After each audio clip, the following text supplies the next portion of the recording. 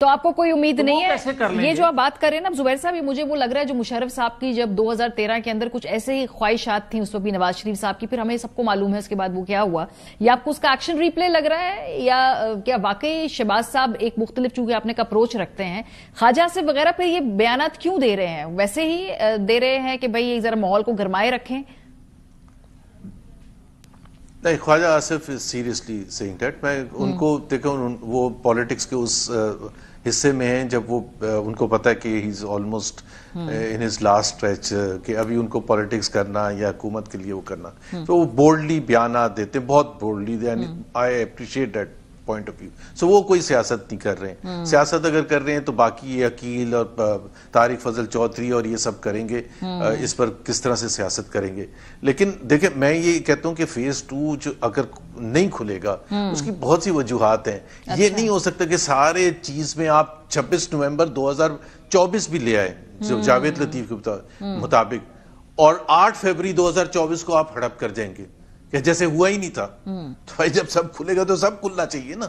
ये तो नहीं हो सकता कि आप सिलेक्टिवली नहीं 26 नवंबर से पहले और उसके फौरन बाद कभी कोई चीज नहीं आपने टच करनी, ऐसे तो नहीं हो सकता। अगर आप बंदियाल को लेके आएंगे तो फिर फायज ईसा को क्यों छोड़ेंगे? वाई? बल्ले के केस में आपने, रिजर्व सीट्स के केस में, और ये सारी चीजें देखे ना।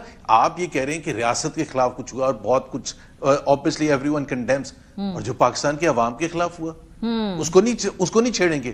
उनके साथ जो जुल्म ज्यादती हुई, उनका मैंडेट छीन लिया और उन्हीं पर वार कर दिया गया, उनके ऊपर ही केसेस बने, उनके साथ ही ज्यादती हुई। ये तो नहीं हो सकता सिलेक्टिव। और 26 नवंबर का जो ये कह रहे हैं, मुझे नहीं समझ आ रही वो किसके खिलाफ केस बनाने के लिए कह रहे हैं। वो जिनके ऊपर गोली चली थी, या वो तो फेज 2 में आपको लग रहा है कि भाई कोई चांस नहीं है? कोई फेज 2 आपको चांस ही नजर नहीं आ रहा है? तो ये जो इमरान खान साहब के साथ जो ताने बाने जुड़ रहे हैं 9 मई के साथ, पहले एक दफा मैं जुबैर साहब से इसका जवाब ले लूं, फिर मैं जी बड़ा सिंपल से मारिया, देखें उनका हुआ मिलिट्री ट्रायल, और जहां तक मेरी लीगल अंडरस्टैंडिंग है कि this can not be challenge in the civilian courts. Challenge होगा तो वो फिर सारी चीजें सामने आएंगी कि क्या किया था, क्या ताने बाने थे इमरान खान के। इमरान खान का ट्रायल होना है सिविलियन कोर्ट में, तो सिविलियन कोर्ट में कैसे एक उनको ऊपर चार्जशीट लगाई जाएगी कि जी फैज हमीद ने ये कहा है कि इमरान खान के साथ ये सहूलतकारी की थी। तो जाहिर सी बात है, जब तक वो ट्रांसपेरेंट होकर सामने नहीं आएगा तो कैसे एक जुडिशियल एक सिस्टम चलेगा? चल ही नहीं सकता कि जी इमरान खान को आप कहें ब्लैंकेट के तौर पर, नहीं यू हैव टू एडमिट, उनके लॉयर्स को कहें यू हैव टू एडमिट कि ये फैज हमीद ने कहा है, ताने बाने मिलते हैं। अब कैसे मिलते हैं? जब तक वो बाहर नहीं आएगा तो इमरान खान को, और अगर इमरान खान के खिलाफ उन्होंने करना होता, मेरा अपना व्यू पॉइंट ये है, तो मेरा ख्याल है वो वादा माफ गवाह बन के बाहर आ चुके होते। तो क्या पता, इस बात की भी तो कोई गारंटी नहीं है। तो इमरान खान है। हाँ, तो उस बात की भी गारंटी नहीं है कि शायद वो आधा माफ गवाह ना बने। तो फिर क्या गवर्नमेंट पॉलिटिकली ब्लफ कर रही है कि भाई ये फेज 2 वाली बात है? ये इतना बड़ा ये स्टेटमेंट दे दिया उन्होंने, ब्लफ कर रही है, पॉलिटिकल ब्लफ कर रही है इतना बड़ा। बिल्कुल ब्लफ, बिल्कुल 100% ब्लफ कर रही है। उसके देखिए पॉलिटिकल, उसके as a Pakistani everyone will wish, irrespective of Imran Khan, Nawaz Sharif वगैरह, जनरल फैज हमीद को छोड़ के, कि जी ऐसा हो कि जिसमें सब कुछ सच सामने आए, ताकि पाकिस्तान आइंदा एक ऐसा पाकिस्तान हो जिसमें बिल्कुल कानून की हुक्मरानी हो, आइन की मुताबिक सब चले, किसी में वो हिम्मत ना हो जो जनरल फैज हमीद कर रहे थे। तो चाहेंगे तो सब ये कि जी पूरा का पूरा सिलसिला एक दफा हो ही जाए, जैसे truth and reconciliation commission south Africa में हुआ था, उसमें सजाएं नहीं थी, लेकिन एटलीस्ट सब ट्रुथ बाहर आना चाहिए। लेकिन पाकिस्तान और पाकिस्तान को देखते हुए और इस वक्त की सिचुएशन देखते हुए, I don't think so anyone is interested. By the way, वो कन्विक्शन का क्यों इंतजार करते जनरल फैज हमीद का? फेज 2 तो चला सकते थे ना। जब 4 महीने में जब अरेस्ट किया तो उस वक्त काफी एविडेंस होगा, फिर ड्यूरिंग द ट्रायल बहुत सा एविडेंस होगा, तो वो तो अभी तक बहुत कुछ शुरू हो जाना चाहिए था। ये कोई एंड तो नहीं होना था, फिर उसके बाद एक दूसरा प्रोसेस शुरू होना था। अच्छा, वेरी इंटरेस्टिंग। जावेद लतीफ साहब, पॉलिटिकल ब्लफ कर रही है आपकी गवर्नमेंट इस वक्त? आपने वैसे, आपको तो खुद अपनी हुकूमत से इतनी तवक्को नहीं है, लेकिन ये पॉलिटिकल ब्लफ का इल्जाम लग रहा है उन पर। नहीं, मेरा ख्याल है थोड़ा सख्त कह गए मोहम्मद जुबैर साहब। बात इस तरह नहीं है। बात यह है कि देखें, इन्होंने एक बात की है کہ بھائی اگر 9-10 مئی 26 نومبر تو اس سے آگے 2024 کیوں نہیں؟ بھائی کیوں نہیں کرنا چاہیے؟ اس پہ آپ کو سارا انٹیروگیٹ کرنا چاہیے. میں بالکل حامی ہوں اس بات کا.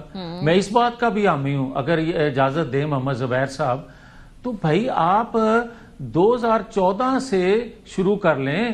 میں یہ کہتا ہوں کہ جب یہ دھرنا دلوایا گیا تھا محمد زبیر صاحب اس بات پہ میرے ساتھ شاید اتفاق کر جائیں کہ وہ دھرنا کسی کے کہنے پہ ہی دلوایا گیا تھا نا, اور دینے والے جو تھے بعد میں 2018 میں بینیفیشری بھی بنے. پھر ایک بات میں اور عرض کرنا چاہتا ہوں, مجھے یہ کہنے کی بھی اجازت دیں کہ آپ بات کرتے ہیں کہ یہ بلف ہے, یہ حکومت کے وزراء کہہ رہے ہیں یہ غلط ہے. میں ایک سمپل بات کرتا ہوں جو میرا خیال ہے میری بات کو سیکنڈ شاید کر دیں محمد زبیر صاحب, کہ مجھے یہ بتا دیں کہ کیا یہ حقیقت نہیں ہے کہ 2018 یا 2024 میں جو کچھ ہوا ہے, کیا یہ حقیقت نہیں ہے کہ D G I S P R کا جو فیض حمید صاحب کی سزا کے بعد سٹیٹمنٹ آیا تھا اس میں آخری جو جملہ تھا اس میں لکھا تھا کہ ابھی اور بہت سی چیزیں ہیں جو انویسٹیگیٹ ہونے والی ہیں. پھر مجھے یہ بتائیں کہ کیا وہ بلف کر رہے ہیں؟ اگر حکومت کے وزراء ایسا کہہ رہے ہیں تو یقیناً ایسا نہیں ہے. اور دیکھیں یہ بھی ایک حقیقت ہے کہ جنرل فیض حمید اکیلے یہ کام نہیں کر سکتے. جنرل فیض حمید ایک سازش بن سکتے ہیں مگر اس سازش جو بنی ہے یا منصوبہ بنایا ہے اس میں جتنی دیر تک اور اداکار شامل نہ ہو اتنی دیر تک وہ سازش پایا تکمیل کو نہیں پہنچ سکتی. جس طرح کے عمران خان کے ذمے تھا, ایک سیکنڈ ماریا پلیز, جس طرح کے میں چھوٹی سی ایک مثال دے دیتا ہوں, جس طرح کے عمران خان کے ذمے تھا کہ لاکھوں لوگ نکلیں گے, وہ لے کے نکلے گا, جے ایچ کے اوپر حملہ آور ہوگا, جس طرح کے بندیال صاحب کے ذمے تھا اور کسی حد تک انہوں نے نبھایا بھی کہ ایک حملہ آور کو جس طرح انہوں نے بیل آؤٹ کر کے پھر رکھا بھی. یہ ساری چیزیں عدلیہ کے اس وقت کے جو پاورفل لوگ تھے اور کچھ فیض حمید کے ادارے کے اندر بھی کچھ لوگ تھے, اور اسی طرح عمران خان کے ساتھ اور نام جڑے ہوئے تھے جن سب نے مل کے یہ منصوبہ کیا اور عمل بھی کر کے دکھایا. پہنچانا چاہیے نا کیفے کے ساتھ کوئکلی. زبیر صاحب وہ کہہ رہے پولیٹیکل بلف نہیں ہے, ان کو نہیں لگتا کہ جو خاص طور پہ پریس ریلیز آئی ہے اس پہ پولیٹیکل بلف نہیں ہے, گورنمنٹ مینس بزنس.